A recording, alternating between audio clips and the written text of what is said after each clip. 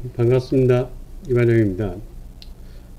오늘은 우리가 창의적 공학 설계를 하는 데 있어서 우리가 그 발상 도구에 대해서 몇 가지 예제를 우리가 보도록 하겠습니다. 먼저 그 창의적 발상 도구로 활용하는 것 중에 하나가 가장 많이 사용하는 것이 이렇게 브레인스토밍이라는 것이 있습니다. 그래서 이번 그 강좌에서는 우리가 이 브레인스토밍을 어떻게 더 효율적으로 하는 것인지, 그리고 이 브레인스토밍을 하면서 어떤 결과를 얻어낼 수 있는 것인지, 여기에 대해서 우리가 학습을 하도록 하겠습니다. 자, 먼저 브레인스토밍이라는 것은 어떤 거냐면 이 브레인과 그 두뇌와 스톰, 폭풍이죠.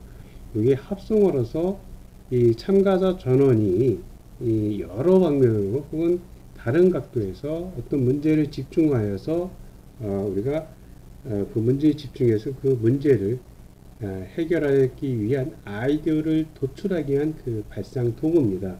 그것을 우리가 브레인스토밍이라고 하게 되는 거죠.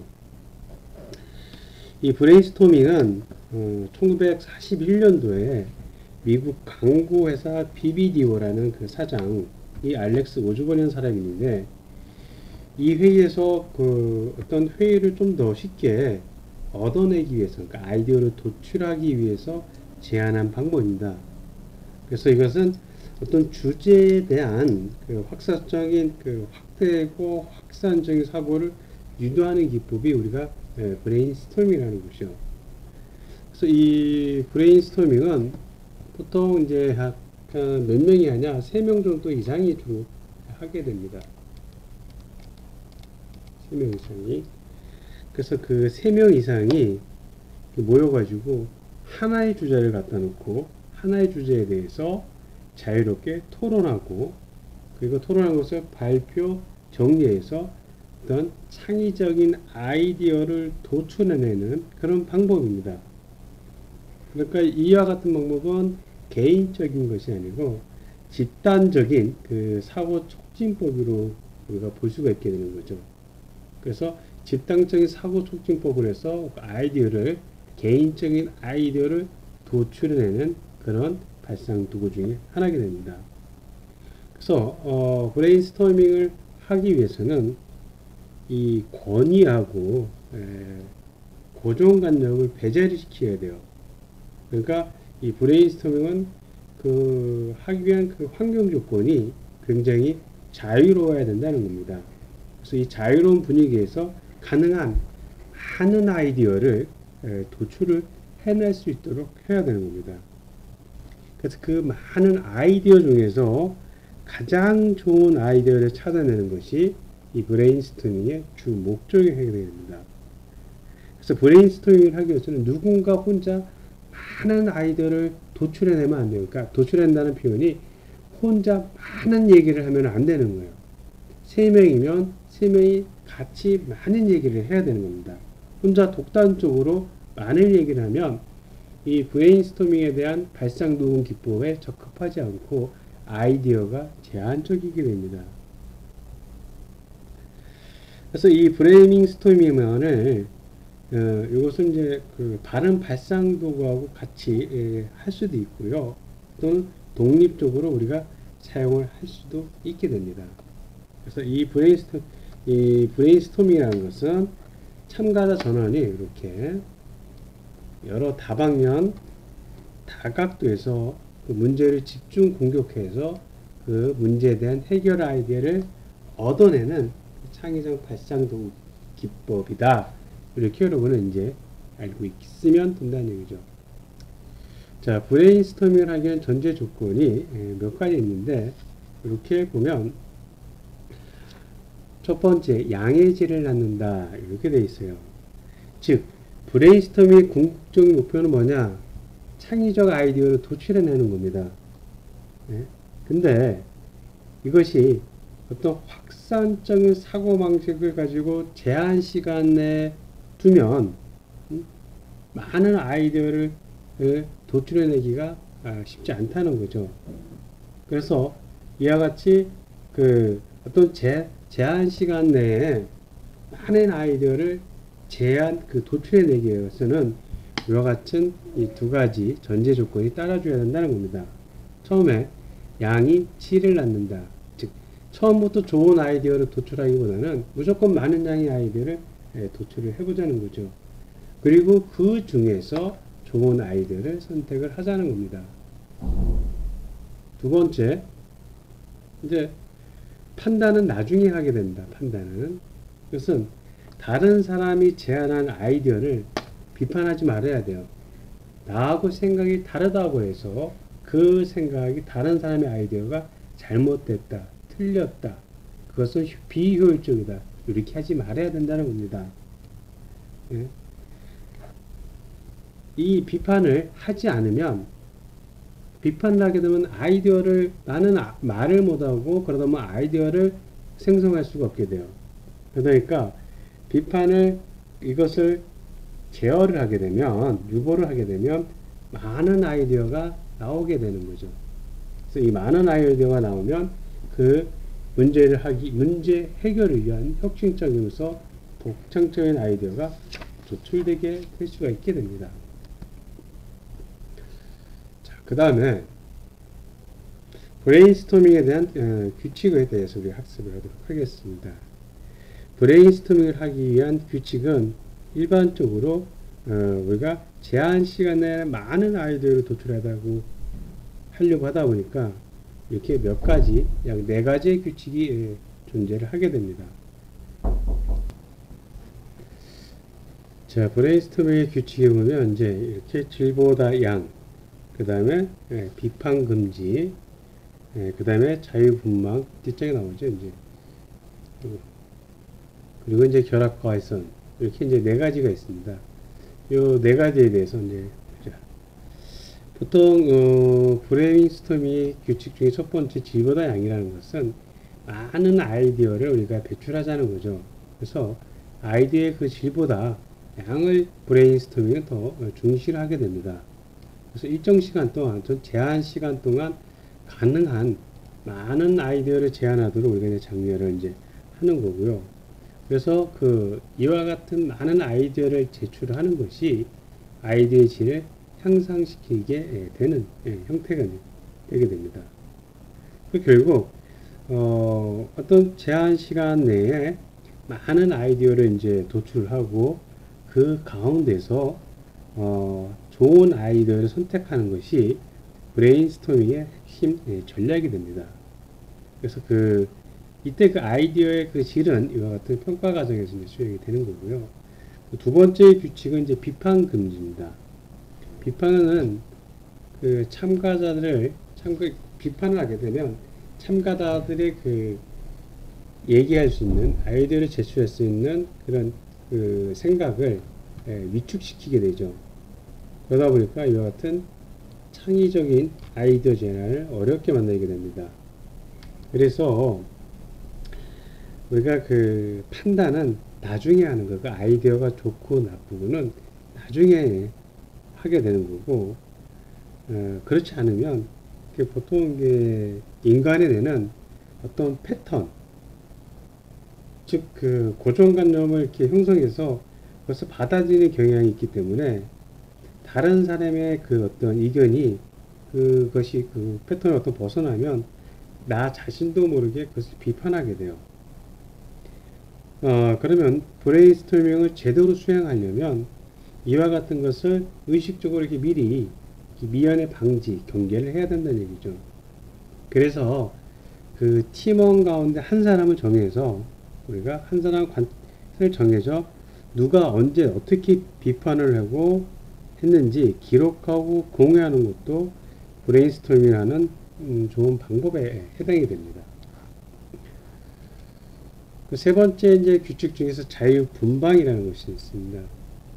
여기 보면 엉뚱한 아이디어일수록 창의적인 아이디어로 가는 출발점이 될 수 있다, 이렇게 되어 있죠. 이것은 뭐냐면 때로는 엉뚱한 아이디어가 창의적인 아이디어의 출발점이 될 수 있다는 겁니다. 그러니까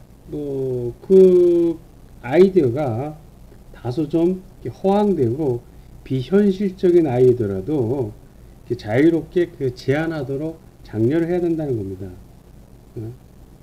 그래서 우리가 생각하는 그 생각의 흐름을 벗어나서 의도적으로 이렇게 생각의 방향을 바꾸는 연습이 이제 필요로 하고요. 그리고 굉장히 자유롭고 편안하게 그런 분위기에서 좋은 아이디어가 나타날 수 있도록, 우리가 그 주변 이 브레인스토밍의 어떤 장소 또한 꼭 강의실이 아닌 뭐 야외가 될 수도 있고, 또는 뭐 휴게실이 될 수도 있고, 그런 그 장소를 에서 회의를 하는 것도 우리가 보통 권장을 하게 됩니다.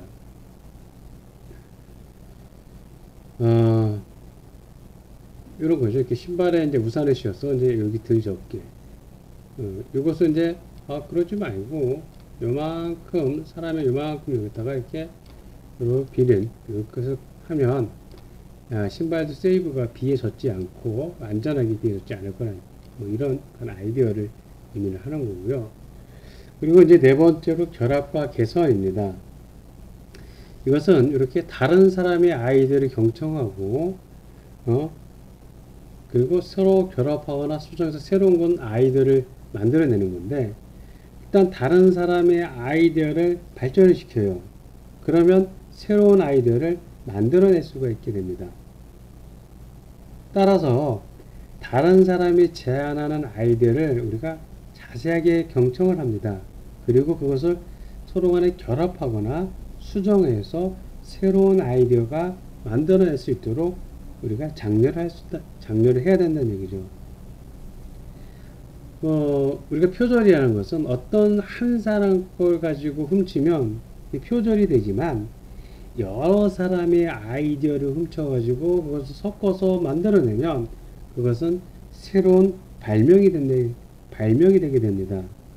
그래서 개개인이 새로운 아이디어를 제안하는 것이 한계에 도달했다고 판단이 되면, 그때까지 그 도출된 그 아이디어를 우리가 의식적으로 결합하고자 하는 겁니다.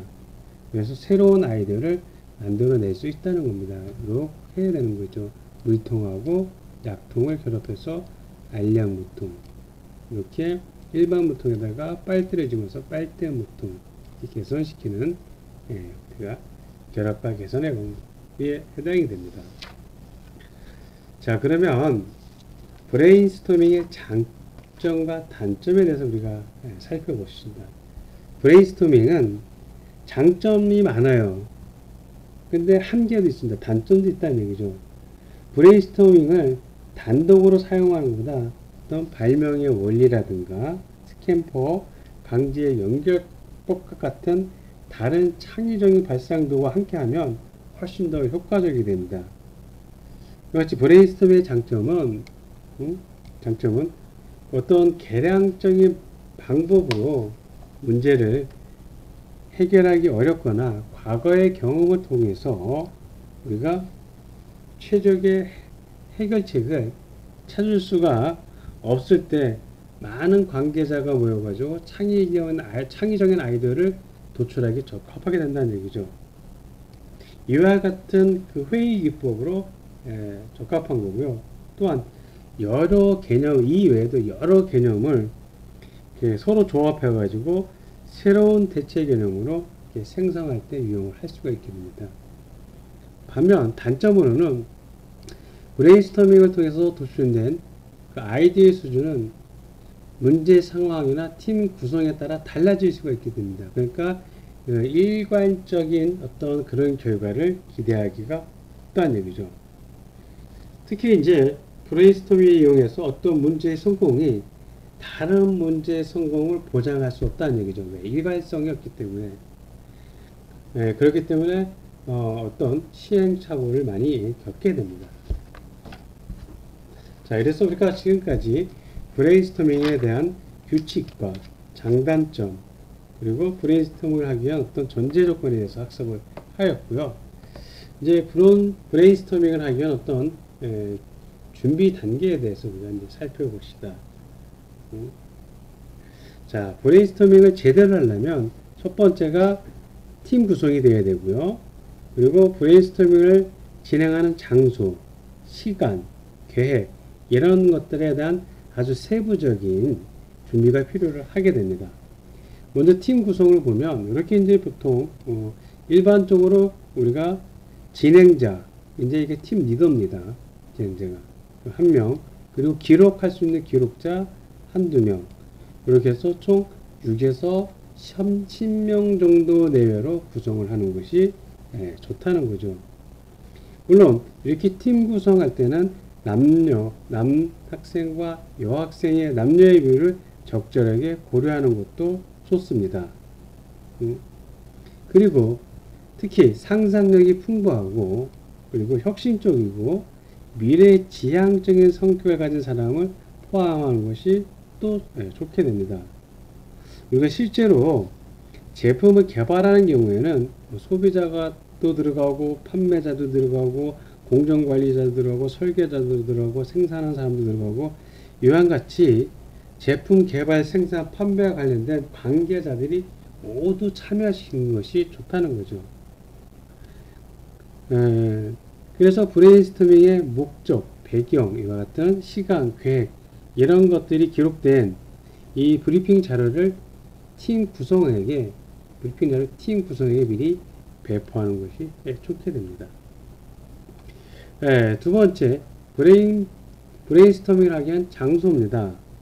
보통 이제 장소는 아이디어를 우리가 풍부하게 낼 수 있는 편안한 장소가 있으면 좋을 거란 얘기죠. 즉, 가능한 새롭고 이렇게 아름답고 편안한 장소를 선택하는 것이 좋게 됩니다. 보통 어떤 익숙한 강의실이나 사무실 같은 딱딱한 어떤 일상 공간에서 벗어나면 이 새로운 장소에서 자유로운 기분으로 브레인스토밍을 진행하면 훨씬 더 효과적이기 때문에 그렇게 됩니다. 그리고 이제 시간 계획은 보통 브레인스토밍을 하기 위해서는 반드시 하나의 주제를 한정해야 됩니다. 하나의 주제를 선정을 가지고 우리가 브레인스토밍을 해야지 여러 개의 주제를 가지고 브레인스토밍을 하게 되면 목표의 흐름이 흩어지게 됩니다. 그래서 뭐 회의 시간은 보통 이렇게 집중할 수 있는 오후보다는 오전 시간이 더욱더 효과적이고요. 이럴 때는 충분한 시간을 가지고 우리가 잡아서 진행을 해야 됩니다. 또한 미리 언제쯤 끝날 거야, 그 종료 시간을 미리 공지해 주는 것이 더 효과적이라는 거죠. 그리고 브레인스토밍을 하기 위한 준비물은 뭐 여러 가지가 있습니다. 이렇게 종이석도 이렇게 사무용 기구가 있고요. 보통 이 이외에도 이렇게 이제 뭐 하이테크 도구라는 것이 있죠. 하이테크 도구라는 것을 사용하면 그 브레인스토밍을 통해서 도출된 아이디어를 편리하게 기록하고 공유할 수 있습니다. 그래서 보통 이제 그 하이테크 도구는 이렇게 우리가 소프트웨어하고 하드웨어로 구분을 하게 되는데요. 보통 이제 하드웨어 하면 하이테크 부대의 그 하드웨어면 뭐 스마트 보드라든가 노트북 이런 게 갖고 있는 뭐 갤럭시 탭, 아이패드, 태블릿 PC, 스마트폰 그와 같은 것이 이제 하이테크의 그 하드웨어고, 소프트웨어는 보통 이제 뭐 싱크와이즈, 뭐 마인드맵, 노트맵 이와 같은 작성할 수 있는 프로그램을 이미 하게 됩니다. 이와 같은 그 하이테크 도구를 이용하면 브레인스토밍을 하기 위한 훨씬 더 유익하고 적절한 형태를 진행을 할 수가 있게 됩니다. 자, 브레인스토밍에 대한 그 절차가 이렇게 8가지가 이제 있게 되는 거죠. 첫 번째, 팀 구성을 하게 됩니다. 그래서 주제에 따라서 인원수 6에서 10명, 그때 팀 리더도 있고 기록자도 있어야 되고, 두 번째, 진행자와 기록자를 선정을 합니다. 그래서 브레인스토밍 규칙을 잘 숙지하고 있으며 그 진행이 원활하게 할 수 있는 리더가 필요하게 되고요. 그 다음에 그 기록을 선정할 수 있는 선택할 수 있는 형태가 되고요. 그 세 번째가 문제 공지 및 목표 설정을 해줘야 됩니다. 그래서 진행자가 브레인스토밍에서 다룰 문제를 정확하게 설명을 합니다. 그래서 배경을, 백그라운드를 설명하고 목표를 설정을 하게 됩니다. 그리고 이제 이 진행자가 브레인스토밍을 하기 위한 네 가지 규칙을 이제 환경을 시킨다. 웜업을 하게 되는 거죠. 그래서 다섯 번째, 여섯 번째, 일곱 번째, 여덟 번째까지 아이디어를 도출해내면서 아이디어를 선정해서 이제 다듬게 되는 거죠.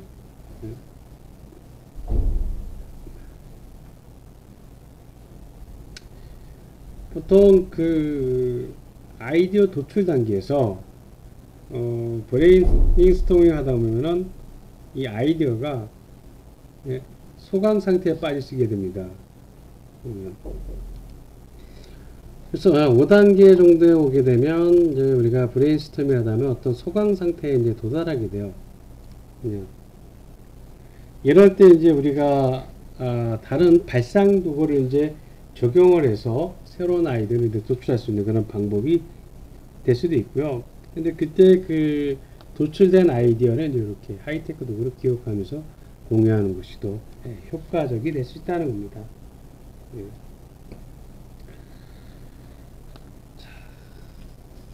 그 다음에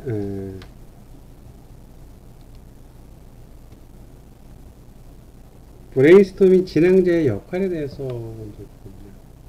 자, 중요한 거죠. 브레인스토밍의 진행자 또는 팀 리더가 브레인스토밍의 성패를 좌우하게 됩니다.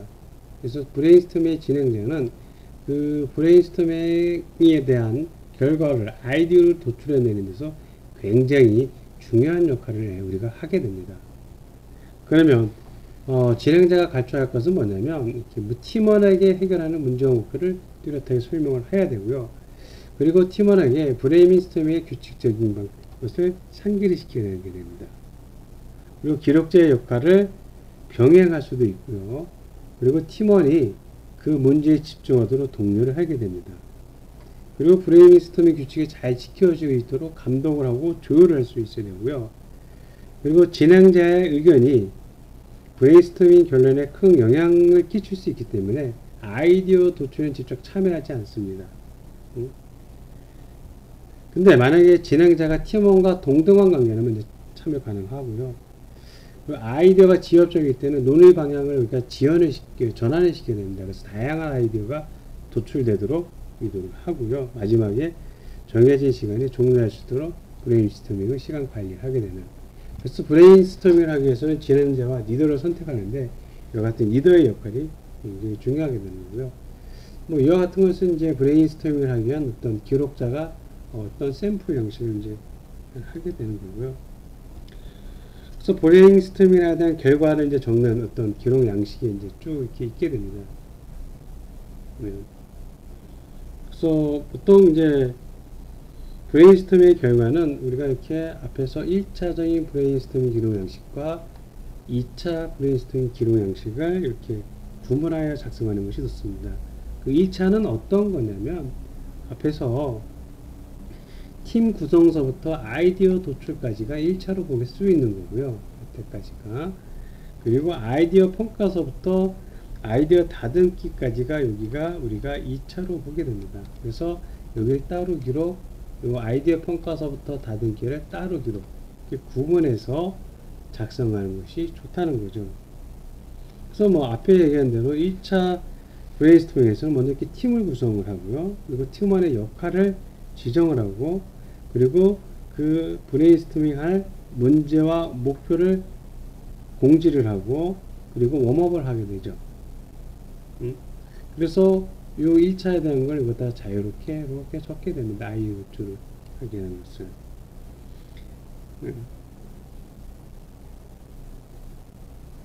자, 그 다음에, 보통 이제 여기에 그 아이디어를 쭉 적게 됩니다. 그래서 그 아이디어에 도출된 것을 여기다 이제 투표해서 여기다 쭉 적게 되는 거죠. 그래서 이 투표 방식을 통해서 이 아이디어 중에서 투표 방식이 가장 투표가 높게 나온 것, 한 서너 개 정도를 선택해서 작성하는 것이 아이디어를 도출하는 좋은 방법이 될 수가 있고요.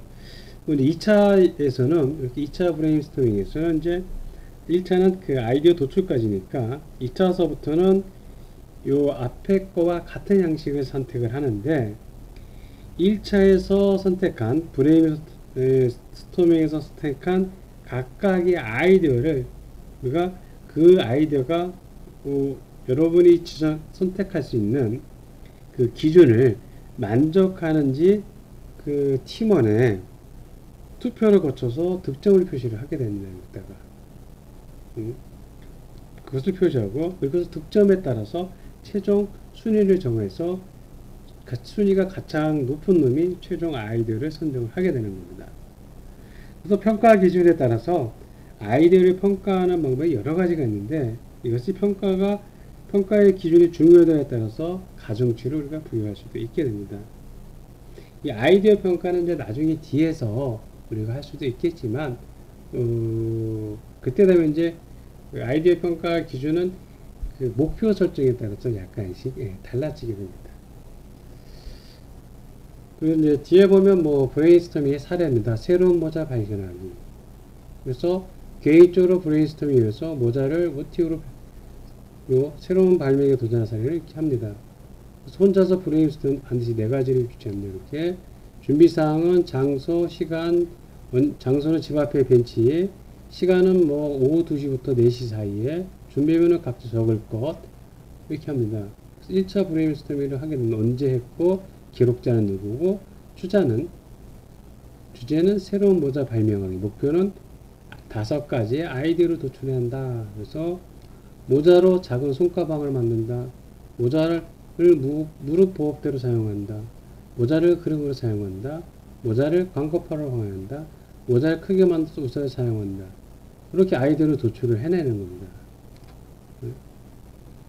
그 2차에서 그 아이디어를 갖다 놓고 이제 아이디어를 나왔으니까 주제는 앞에서 똑같은 거예요.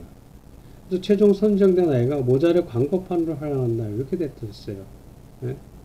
이렇게 동그라미 됐으니까 투표가 제일 많이 나온 겁니다. 그래서 그 모자의 광고판에다가 뭐 아이디어를 다듬습니다. 그럼 광고를 어떻게 할 거냐? LCD를 부착해서 광고를 만들 거냐? 아니면 그냥 접착을 할 거냐? 그래서 아이디어를 세부적으로 이렇게 다듬기 시작합니다. 모자 뒷면에 작은 LED 디스플레이를 부착할 거냐? 모자 LED 디스플레이와 연동되는 스마트폰 앱을 개발한다. 그래서 뭐 앱에서 광고 문구를 입력하면 모자에 LED 디스플레이 나타난다. 그래서 광고 문구가 스크롤되어 긴 문장도 나타납니다. 이렇게 아이디어를 우리가 도출해낼 수 있다는 얘기죠. 그리고 또 뭐 사례 2에 보면 신개념 알람시계 발명하기 이렇게 돼 있죠. 그래서 이와 같이 이제 뭐 같은 형태도 있고요.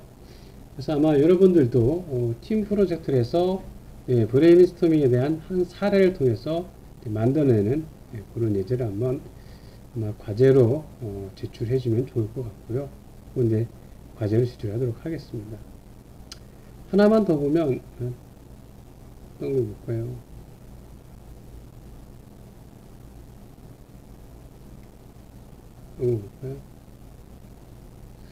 나홀로 지배 프로젝트. 팀별로 브레인스토밍을 통해서 이렇게 되어 있습니다. 초등학교 5학년 미래양은 부모님이 모두 직장에 다니기 때문에 집에 혼자 있는 경우가 많다. 미래양은 씩씩하고 자존심이 강해서 혼자 집에 있는 것을 두려워하지 않지만 최근 이웃집에 도둑이 들었다는 이야기를 들은 후로는 혼자 있을 때 누군가가 초인종을 누르면 대답을 할까 말까 고민이다. 대답을 하면 어린이만 있는 집이라고 알아챌 테고 대답을 하지 않으면 빈집이라고 생각하지 않을까. 결국 미래의 양과 같은 어린이에게 도움이 되는 아이디어를 제안해보자 라는 겁니다. 그래서 이제 준비사항을 이렇게 주어져 있죠. 팀 구성하고 장소는 어디서 하고 시간은 언제부터 언제까지 하고 그리고 기록할 것들을 설정을 합니다. 그래서 일시, 팀 구성, 주제, 목표 설정하고 아이디어로 도출해야 됩니다. 자, 어린이 목소리를 어른 목소리로 변조를 하자. 부모님의 스마트폰과 바로 연결된 인터폰을 연결하자. 문 앞에 금속 탐지기를 설치하자. 가사 도우미 로봇을 만들자. 그리고 문 앞에 경비실과 연결된 뭐 이렇게 아이디어를 여러 가지로 도출을 해내는 겁니다. 도출해서 가장 좋은 투표를 통해서 해봤더니 이거 하나, 둘, 셋, 4개가 나온 거예요. 그러면 선택된 아이디어가 이렇게 4가지가 선택이 되는 겁니다. 그래서 1번에 어린이 목소리를 어린 목소리로 변조. 그 그리고 부모님 스마트폰과 바로 연결, 인터폰을, 그리고 녹음된 여러 사람의 대화 소리를 재생, 어른 목소리로 녹음 재생할 수 있는 인터폰, 이렇게 만드는 겁니다. 1차에서는. 그래서 아이디어가 선정이 되면 2차에서는 이거를 가지고 최종 선정을 하나를 합니다. 최종 선정한 것이 이제 이 B번, 이걸 선택했다고 하자는 얘기죠. 그래서 아이디어 평가를 했더니 B가 3표가 나오고 나머지는 0표, 0표, 1표가 나오고, 그럼 B를 가지고 이제 최종 아이디어를 선정을 하는 겁니다. 그런 다음에 이 아이디어를 이제 다듬는 거예요. 그래서 이 다듬고 세부 기능을 만들어야 됩니다. 방문자는 부모님을 얼굴을 볼 수 없고 음성만 하나 들으시고 있게 되죠. 그래서 방문자의 얼굴을 확인을 하게 됩니다. 부모님이.